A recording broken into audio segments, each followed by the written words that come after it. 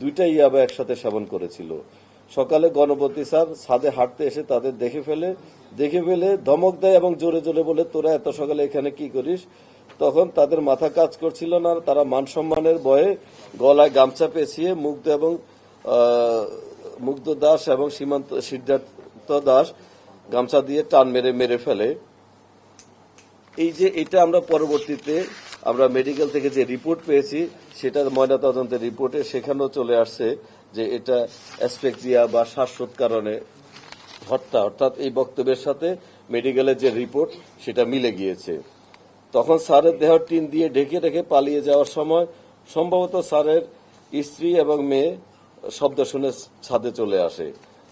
তাদের দেখে চিল্লাতে লাগলে মুগ্ধের হাতে স্যারের গামছা ছিল, সেই গামছা দিয়ে স্যারের স্ত্রী গলা চিপে ধরে, আর সিদ্ধার্থ দাস স্যারের মেয়ের গলা চিপে ধরে।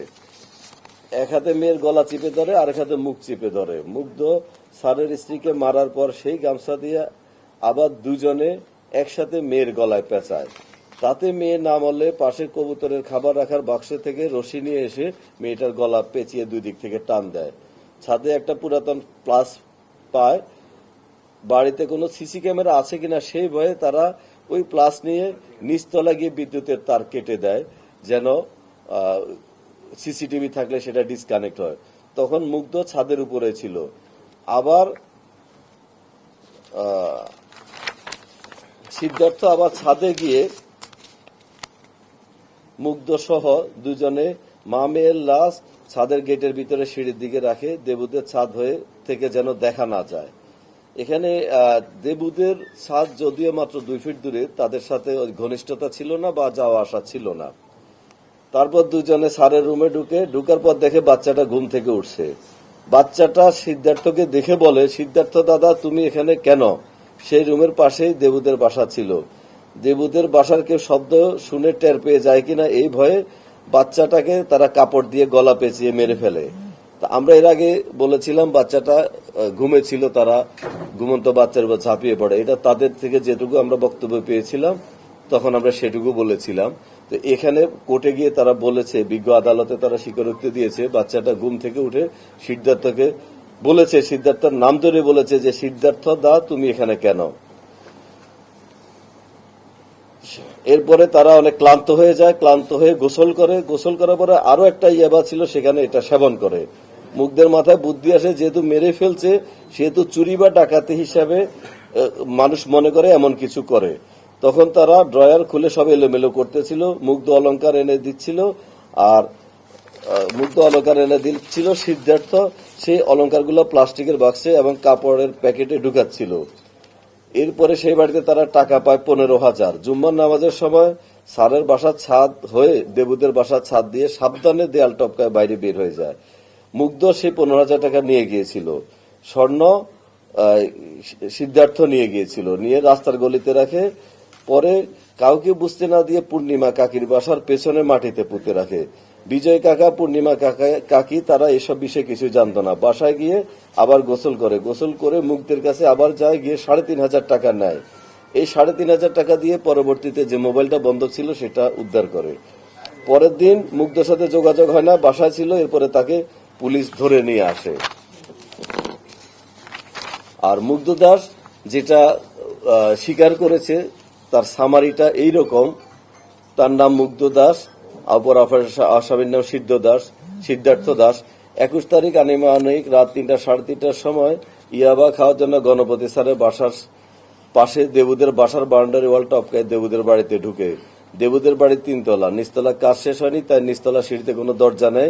এটা আপনারা সাংবাদিকরা সবাই গিয়েছেন, দেখেছেন, এটা ফ্রিলি যাওয়া আসা করা যায়। দেবুদের বাড়ির ছাদ খোলা ছিল, তাই সিদ্ধার্থের পরামর্শে দুজনের গণপতি স্যারের বাসার ছাদে যায়। সিদ্ধার্থ বলছিল সে আরো 2-1 দিন গণপতি স্যারের বাসার ছাদে ইয়াবা খেয়েছে। দুইটা ছাদ পাশাপাশি, দূরত্ব 2 থেকে 2.5 ফিট। গণপতি স্যারের বাসার ছাদে পানির ট্যাঙ্কির আড়ালে বসে দুইজন খাওয়া শুরু করে। ইয়াবা খেতে খেতে ভোরের আলো ফুটে যায়।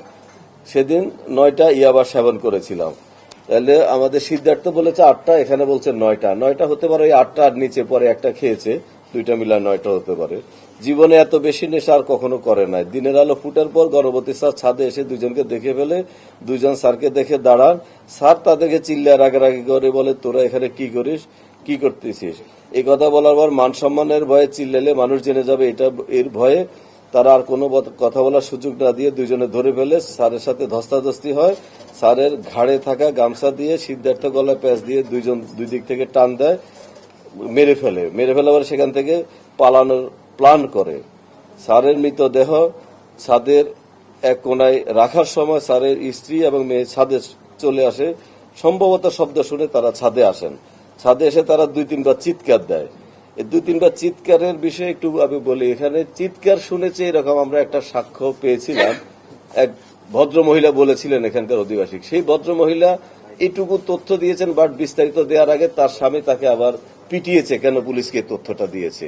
এখানে আমি বলবো জনগণের এটাতে সহযোগিতা করা উচিত। এরকম একটা চাঞ্চল্যকর খুন, 4টা মার্ডার হয়ে গেছে, সেখানে পুলিশ সবকিছু করবে, জনগণের সহযোগিতা পেলে আর একটু ভালো হয়। একটা মানুষ শুনেছে সেটুকু সাক্ষ্য দেওয়া উচিত, এবং তাকে তার স্বামী পিটিয়েছে, এটাও আপনারা এখানকার যারা আপনারা এখানকার সাংবাদিক আপনারা এটা একটু খোঁজ খবর নেবেন।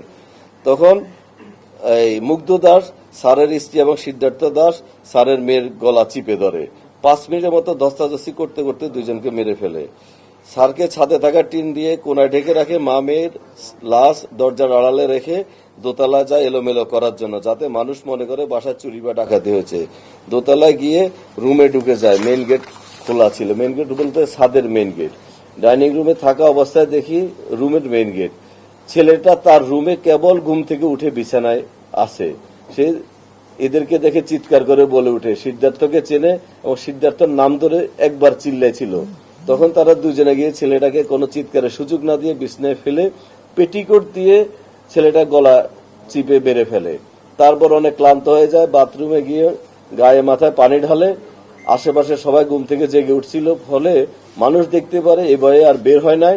ডাইনিকে কিছুক্ষণ রেস্ট নিয়ে বাড়ির জামা কাপড় খাতা বই আলমারি উলটপালট করে, কিছু স্বর্ণ নেয়, উলটপালট করে যাতে মানুষ ভাবে ডাকাতি হয়েছে। তারপর জুম্মার নামাজের সময় মানুষ কমে গেলে স্যারের বাসার ছাদে উঠে দেবুদের বাসার ছাদ দিয়ে পালিয়ে যায়। সিদ্ধার্থ স্বর্ণের সেই ব্যাগ একটা গলির মধ্যে নিয়ে যায়। পরে মুগ্ধের বাড়িতে এবং সিদ্ধার্থ তার বাড়িতে চলে যায়। সিদ্ধার্থের স্বর্ণের ব্যাগ ওই সন্ধ্যায় পূর্ণি কাকির বাসার মাটিতে পুঁতে রাখে। পূর্ণি কাকি এ বিষয়ে কিছু জানতেন না। পরের দিন সিদ্ধার্থ দোকানে কাজে যায়, সে বাড়িতে ছিল, তাকে পরে পুলিশ ধরেছে। তো তাদের প্রাথমিক পুলিশের কাছে বক্তব্য আর বিজ্ঞ আদালতে যে বক্তব্য দিয়েছে, এটাতে আরো অনেক কিছু ক্লিয়ার হয়ে গিয়েছে। আমাদের কাছে ময়নাতদন্তের যে রিপোর্ট এসেছে, সেই রিপোর্টে 4